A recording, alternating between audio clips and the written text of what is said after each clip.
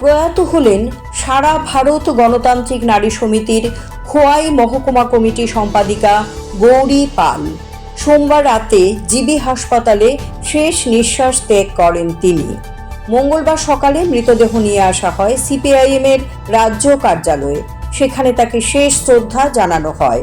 উপস্থিত ছিলেন প্রাক্তন মুখ্যমন্ত্রী মানিক সরকার, গণতান্ত্রিক নারী সমিতির রাজ্য সম্পাদিকা রমা দাস, প্রাক্তন সাংসদ নারায়ণ কর, প্রাক্তন মন্ত্রী পবিত্র কর, ভানুলাল সাহা, নারী নেত্রী কৃষ্ণা রক্ষিত সহ দলের অন্যান্য কর্মীরা। উপস্থিত সবাই প্রয়াত নেত্রীকে শেষবারের মতো শ্রদ্ধা জানান। গৌরী পালকে অন্তিম শ্রদ্ধা জানাতে উল্লেখযোগ্য সংখ্যক কর্মী সমর্থকেরা উপস্থিত ছিলেন। দলীয় কার্যালয়ে শেষ শ্রদ্ধা জানানোর পর শবদেহ রওনা হয় খোয়াইয়ের দিকে। তার মৃত্যুতে গভীর শোক ব্যক্ত করেছেন সিপিআইএমের রাজ্য নেতৃত্ব।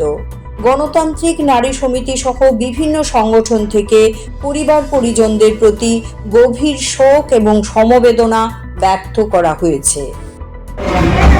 আজকে আমাদের জন্য সারা ভারত গণতান্ত্রিক নারী সমিতি বিভিন্ন অংশের কর্মীদের জন্য এবং আমাদের গণ আন্দোলনের পার্টির সকলের জন্য একটা অত্যন্ত বেদনার দিন।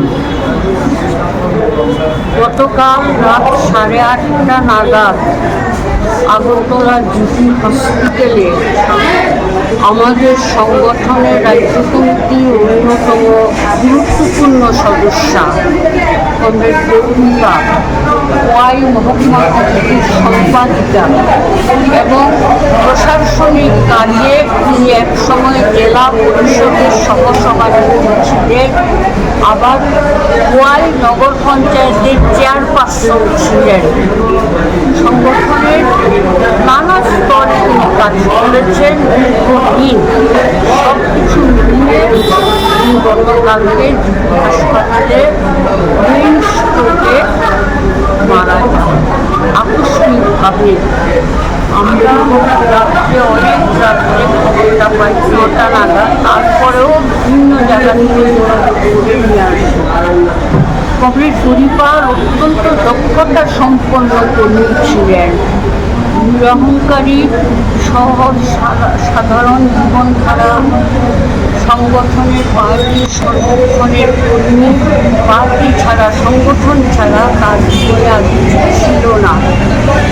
তো আজকে বলতে হয় গৌরী পালের অনুপস্থিতি আমাদের সংগঠনের জন্য বিরাট কঠিন, বিশেষ করে খোয়াই মহকুমাতে।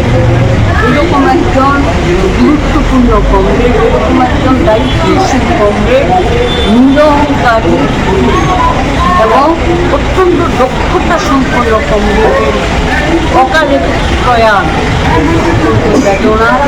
আমি তার শ্রদ্ধা জানাচ্ছি পরিবার পরিজনদের সহমর্মিতা জ্ঞাপন করছি এবং গৌরী পালের যে কাজ, তিনি যে কাজটা করতেন সেটা সম্পূর্ণ করার আমাদের সর্বস্তরের কর্মীদের কাছে আহ্বান রাখছি।